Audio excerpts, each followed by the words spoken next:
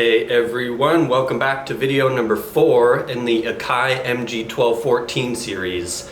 And I made a bunch of updates off camera. I realized that the setup that I was working towards was way too complicated, and I decided I'm gonna simplify things a ton and just make the MG-1214 the real brain. And then with simplifying, that'll let me use all the features to its fullest. So I really want to use the EQ section. I really want all the faders to be used. I really want to take advantage of the sound of the half-inch tapes and all 12 tracks on that machine.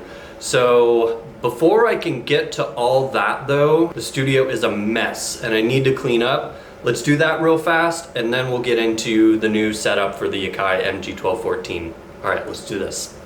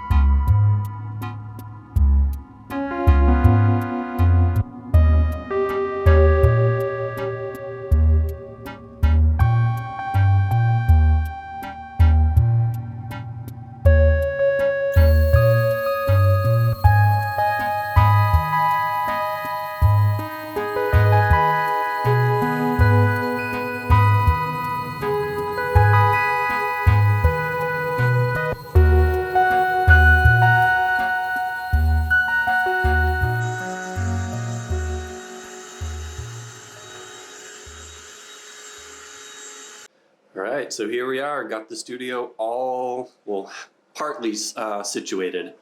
So we moved we've got this pump organ from 1890, moved that into the main room. It'll be really fun to mic this up and start tracking it. Also moved the piano out to the front room. Moved the Matrix Brute and the Prophet X to the front room as well. Set up a little amp section. We've got some Rolands for keyboards and things, and this cool Fender. Great amp. And then the main recording section, it's here. We'll go over this in just a second. The unfortunate part is that this room still needs a ton of work. Basically what I want to do in this room is have this be more of a modern studio space where we can actually record to like a DAW or Logic or something like that. Like and subscribe if you want to see that. And my music project is called Drum Bender, and I'm gonna probably set up some weird hybrid experimental drum stuff in here as well. Keep your eyes peeled for that. But yeah, let's get back to the Akai thing.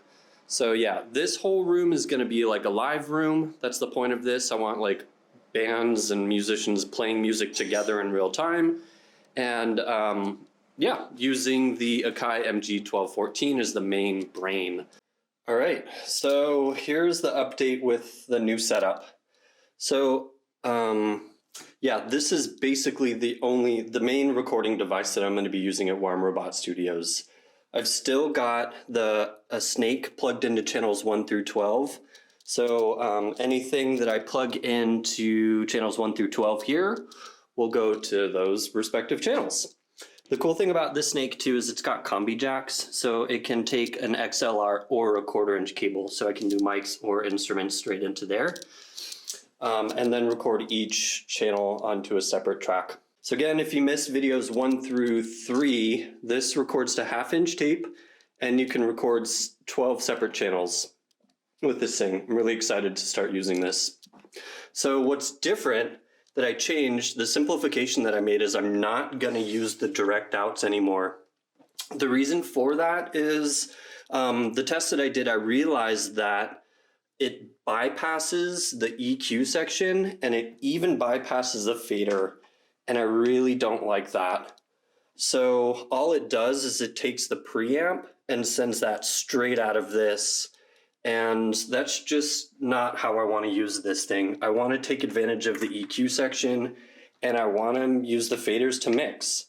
So the way that I need to do that is I need to use the main outs, left and right, and that's right there. It's RCA. It's not connected yet, but I'm gonna do that now.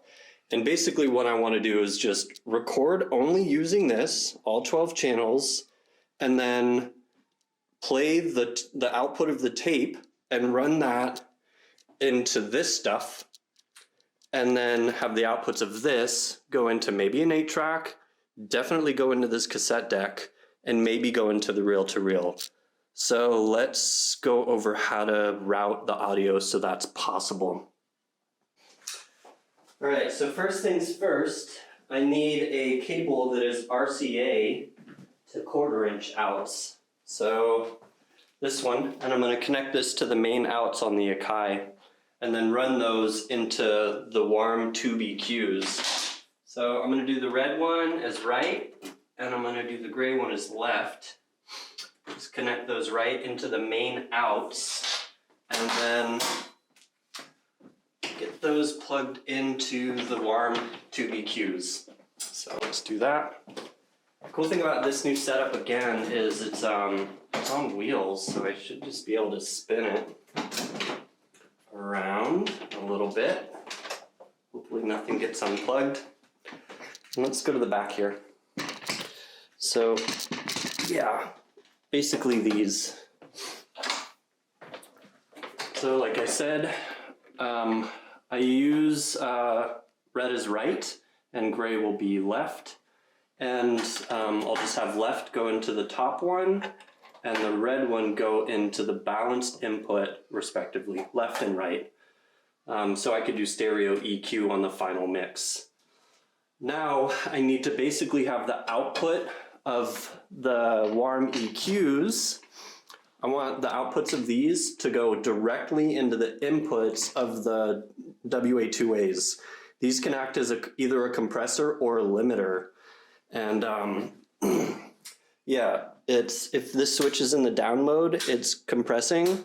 And if it's in the up mode, then it's in limiter, it limits. So that's really fun. But we also need to get that connected to, I want to run the outputs of this directly into that Marantz. So to do that, I need another cable that goes 1/4 inch to RCA. So dual 1/4 inch to dual RCA.